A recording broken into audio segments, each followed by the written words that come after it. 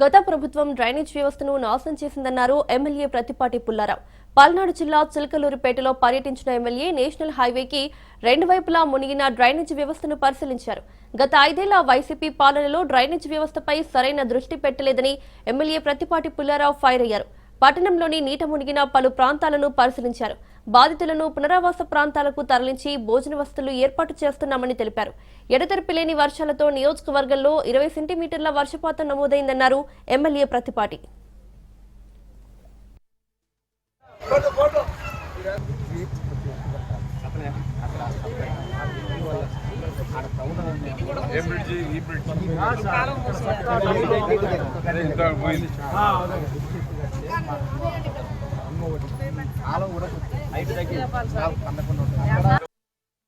యొక్క నిర్లక్ష్యం, గత ప్రభుత్వంలో డ్రైనేజ్ వ్యవస్థ మీద దృష్టి పెట్టకపోవడం వల్ల ఈరోజు చిలకలూరుపేటకి ఇటువంటి పరిస్థితి వచ్చింది.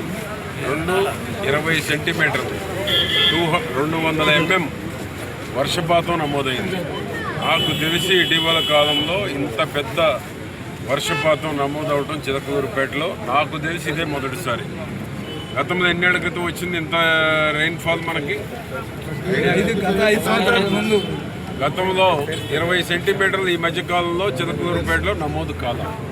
చిలకలూరుపేట కానీ 3 మండలాల్లో కానీ భారీ వర్షం నమోదైంది. భారీ వర్షపాతం డ్రైనేజ్ వ్యవస్థను మెరుగుపరచాల్సినటువంటి అవసరం ఉంది. నేషనల్ హైవేకి 2 పక్కల ఓగేరు నుంచి కుప్పగంజి వాగు వరకు కూడా ఎస్టిమేషన్లు వేసి పంపించాం. నేషనల్ హైవే వాళ్ళు త్వరగా ఇస్తే ఈ సమస్య భవిష్యత్తులో ఉత్పన్నం కాకుండా ఉండేటువంటి అవకాశం ఉంది. సంజీవ్ నగర్ కానీ, శాంతినగరు, వీరముష్టి కాలనీ, జిడ్డు కాలనీ, కోండ్రుపాడు, పోలిరెడ్డిపాలెం ఇవన్నీ కూడా నీట మునిగినాయి. ఇళ్లల్లో కూడా నీరు చేరింది.